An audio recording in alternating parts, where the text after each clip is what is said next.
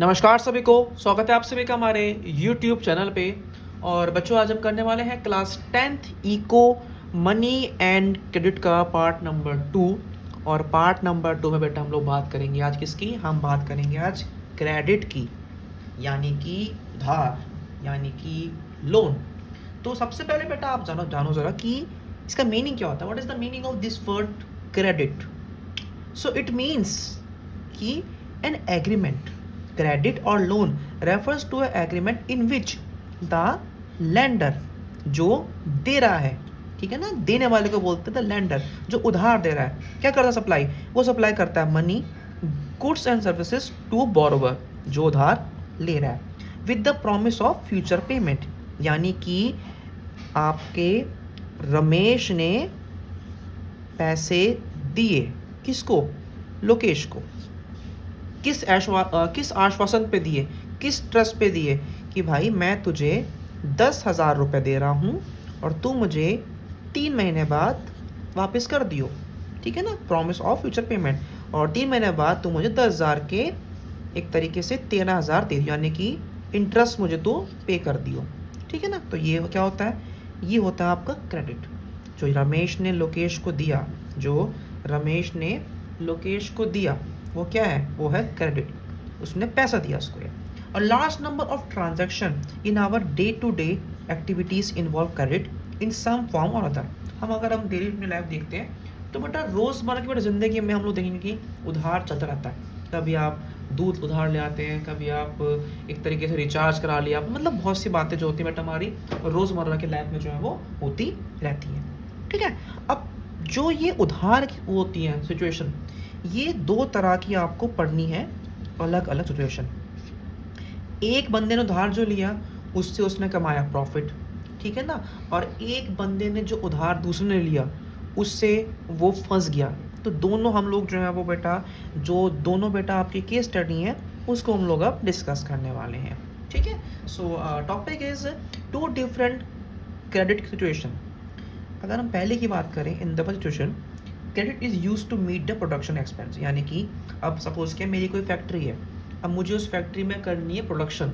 तो प्रोडक्शन को बढ़ाने के लिए मैंने एक लोन लिया, मैंने उधार लिया मार्केट से, मैंने उठाया पैसा, ठीक है। तो ये है यहाँ पे when the production is complete then it increase earning. Obvious सी बात है, मुझे प्रोडक्शन बढ़ानी है तो मैंने उठाया, मार्केट से उठाया पैसा। जब पैसा उठाऊंगा, प्रोडक्शन बढ़ाऊंगा, तो डेफिनेटली मुझे अर्निंग से फ़र्क पड़ेगा, मतलब मेरी इनकम क्या होगी? बढ़ जाएगी ना, कम थोड़ी होगी मेरी इनकम, आपकी बढ़ जाएगी। सो ये आपका पहला एग्जाम्पल पढ़ना है आपको। ये here credit plays a positive role. अब यहाँ जो मैंने अपनी प्रोडक्शन को इंक्रीज करने के लिए मैंने जो उधार लिया था मार्केट से, उसने मेरे लिए एक पॉजिटिव रोल प्ले किया। क्यों? क्योंकि मेरी अर्निंग्स बढ़ गई, ठीक है ना। फॉर एग्जांपल लेते हैं, हम सलीम की बात करते हैं। सलीम एक मैन्युफैक्चरर है जिसने लोन लिया अपने बिजनेस के लिए, ठीक है। त्योहारों का सीज़न है, आप सभी जानते हैं त्योहारों के टाइम पे प्रोडक्शन बढ़ जाती है, चाहे मिठाइयों की हो, चाहे वो कपड़ों की हो, हर चीज़ की डिमांड बढ़ जाती है। और उन डिमांड को पूरा करने के लिए, उन डिमांड्स को फुलफिल करने के लिए प्रोडक्शन बढ़ाना ज़रूरी है। और प्रोडक्शन बढ़ाने के लिए क्या चाहिए? पैसा।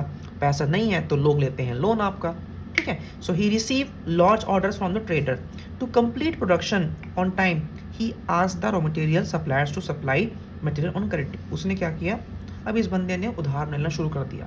इसने बढ़ती हुई डिमांड को देखते हुए इन्होंने कच्चे माल के सप्लायर से बोला कि उनको उधार दो, ठीक है ना। एक तो उसने उधार पे उसने सामान ले लिया, ठीक है ना, कि उसने बोला कि भाई आप मुझे दे दो, सामान दे दो मुझे, लेकिन पैसा मैं दूंगा आपको बाद में। ही also obtains loan in cash. उसने लोन जो लिया, उसने क्रेडिट जो है उसने आपका कैश पर भी ले लिया from the traders as some of the advance payment for the goods to be supply, ठीक है ना। उसने कैश भी ले लिया है, उसने उधार पे सामान भी ले लिया है। अब क्या होगा? अब जब होगा ये कि कुछ टाइम बाद जब उसकी प्रोडक्शन बढ़ जाएगी, जब उसकी डिमांड पूरी हो जाएगी, मार्केट में सामान पहुंच जाएगा, सो जो उसने उधार सामान लिया था उसका पैसा भी चुका देगा वो, और जो उसने कैश लिया था उसके भी वो फुलफिल कर देगा। क्यों? क्योंकि यहाँ पे जो उधार है उसने पॉजिटिव रोल प्ले किया था बच्चों, ठीक है। At the end of the manufacturing cycle, Salim is able to deliver the order, make a good profit and repay the money that he borrowed. उसने जो उधार लिया उसने उसको वापस कर दिया। This helps to increase earning and therefore the person is better off than before. ठीक है ना। अब भाई इतना जो उसने जो झोल किया, जो उसने उधार लिया, उसमें कुछ तो कमाई, कुछ तो उसने वो अर्निंग्स करेगा आपका ये। तो ये आपकी पहली बात है, दैट्स योर फर्स्ट एग्जांपल। अब दूसरा जो हालात है, यहाँ पे जो उधार होता है ना, वो आपको एक कर्ज के जाल में फांसता है। आपने एक कर्ज लिया, ठीक है, उस कर्ज को आप रीपे नहीं कर पाए, तो उसको रीपे करने के लिए आपने एक और कर्ज लिया, ठीक है, उससे वो कर दिया। अब इसको पूरा करने के लिए जो है आप एक और कर्ज लेंगे, तो ये एक डेब्ट ट्रैप होता है आपका ये। ठीक है। सो नेक्स्ट पॉइंट में जरा एज ए एग्जाम्पल लेके हम समझते हैं इसको। Credit pushes the borrower into situation from which recovery is very difficult and painful. यहाँ पे लोन को रीपे करना काफ़ी मुश्किल भी होता है और दर्दनाक भी होता है। फॉर एग्जाम्पल, सपना ने लोन लिया एक मनी लैंडर से। क्यों लिया? ग्राउंड नट की को ग्रो करने के लिए। उसको लगा कि भाई मौसम अच्छा होगा, क्लाइमेट होगा अच्छा, तो वो आपका लोन लेके एक अच्छी खेती बाड़ी करके उसको लोन को रीपे कर देगी और कुछ अच्छी का जो आपकी अर्निंग्स भी हो जाएगी उसको ये। ठीक है। मिडवे थ्रू द सीजन हुआ क्या हुआ ये कि उसकी जो क्रॉप थी ग्राउंड नट्स की, उसमें लग गए कीड़े, ठीक है ना, और वो ख़राब हो गई। एंड द क्रॉप फेल्स, जब लग गए कीड़े तो क्या होगा, खेती बाड़ी उस साल नहीं होगी। और उसकी जो उम्मीद थी कि वो पैसा कमा के जो उसने लोन लिया तो उसको रीपे कर देगी, क्या हो गया वो, she is unable to repay the loan to money lender and the डेप्ट grows over the year into a large amount. अब कर्ज बढ़ता गया, इंटरेस्ट बढ़ता, क्योंकि ये इसको रीपे नहीं कर पाई। अब क्या होगा, अब अगले साल फिर एक फ्रेश लोन लिया, किसने, सपना ने। किस लिए, कल्टीवेशन के लिए, कि अब चलो इस साल नहीं हुई, इससे उसने लोन लिया। अब इस साल जो लोन लिया ना, वो क्या हुआ, कीड़े नहीं पड़े ना कुछ खराब हुआ, बट वो एक नॉर्मल साल था, ठीक है, क्योंकि उस नॉर्मल साल में उतनी अर्निंग्स नहीं हुई जिससे कि वो पहले वाला लोन भी पे कर दे और जो फ्रेश लोन लिया है वो पे कर दे आपका ये। ठीक है। अब क्या हुआ, अब वो कर्ज के जाल में फंस गई, उसको अपना लैंड बेचना पड़ा, किस लिए, कर्ज को चुकाने के लिए। अब सिंपल सी बात ना, एक पहला कर्ज लिया था, उस समय खेती बाड़ी हुई नहीं तो कर्ज में आ गई। दूसरा कर्ज लिया, खेती बाड़ी भी हुई लेकिन उतनी नहीं हुई कि ये लोन भी और ये लोन भी आपको रीपे करना पड़े। अब क्या हुआ ये कि उसको कर्ज उतारने के लिए अपनी ज़मीन को बेचना पड़ा। ठीक है ना। Her condition becomes worse than before. अब दिक्कतें बढ़ गई यहाँ पे आपकी ये। सो जो बच्चों उधार होता है वो एक पॉजिटिव रोल भी होता है और वो बेटा आपका एक नेगेटिव रोल भी होता है एक पर्सन की लाइफ में। ठीक है। अब जब आप किसी से उधार लेते हो, ये तो है नहीं कि भाई किसी से पैसे मांगे आपने 10,000 20,000, उसने दे दिए फट से और दे दिया, ऐसे नहीं। मार्केट से जब उठाते हो आप पैसा, तो मार्केट से पैसा लेने के लिए बहुत सी शर्तें भी होती हैं। ठीक है। तो उन शर्तों की हम लोग बात करते हैं, यानी कि टर्म्स ऑफ क्रेडिट। टर्म्स मतलब शर्तें, टर्म्स एंड कंडीशंस। सो ये क्या होती हैं, it is a set of condition under which a loan is given. शर्तों को रख के आपको लोन दिया जाता है कि भाई आपका ये रेट ऑफ इंटरेस्ट होगा, ठीक है, इतने महीने के लोन दे रहे हैं आपको, ये इस तरीके से आपको रीपे करना है, ठीक है, और बहुत सी बातें होती हैं। प्लस आपकी वो लोन कैसे नहीं मिलता कि आपने लोन मांगा, नहीं, लोन के बदले में आपका लेते हैं कोलाट्रल, यानी कि सिक्योरिटी जमा करते हैं। सिक्योरिटी में आपका होता है कभी कभार गोल्ड भी होता है, आपके घर के कागजात भी होते हैं, आपके लाइफ स्टॉक भी होता है, आपके लैंड भी होते हैं, मतलब चीज़ें बहुत सारी होती हैं जो सिक्योरिटी के रूप में आपको जमा करनी पड़ती हैं, तब आपको लोन मिलता है। और उस लोन पे आपको इंटरेस्ट देना होता है। अगर आपने 12 मंथ के लिए लिया तो आपको 12 मंथ का इंटरेस्ट पे करना पड़ेगा। ठीक है। आपकी किस्तें बन जाती हैं, EMIs बन जाती हैं आपकी ये। ठीक है बच्चों। So the term of credit may vary according to the situation of the lender and the borrower. ठीक है ना। देखो क्या होता है, अब सबकी शर्तें अलग अलग हैं। अगर आप किसी प्राइवेट फाइनेंस से लोगे लोन तो वो लेता है 10% इंटरेस्ट। अगर आप गवर्नमेंट से लोगे लोन तो वो लेती है आपसे 4 से 5% इंटरेस्ट। ठीक है ना। तो ये it depends on different person की किससे लोन ले रहे हो, क्या मजबूरी में ले रहे हो लोन, और कौन सा लोन ले रहे हो आपके पास, आप ले रहे हो पर्सनल लोन ले रहे हो, आप ले रहे हो होम लोन, तो सबकी अपनी अलग जो बेटा वो आपका होता है क्राइटेरिया। ठीक है। अब आप सवाल पूछते हैं कि what is the meaning of collateral, what is the meaning of collateral. So it is a security against loans. ठीक है ना, जो आपने किसी से लोन लिया है तो वो बंदा एक सिक्योरिटी मांगता है कि भाई अगर तू मेरे पैसे लेके भाग गया तो फिर मैं कहाँ जाऊँगा। तो उस सिक्योरिटी को हम लोग क्या बोलते हैं, उसको हम लोग बोलते हैं कोलाटरल।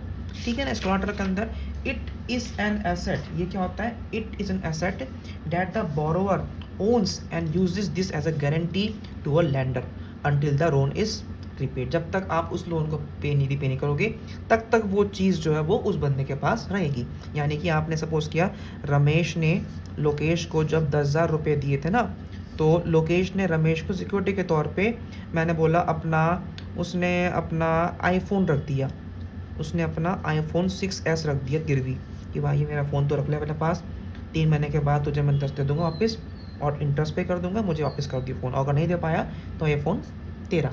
ठीक है बच्चों।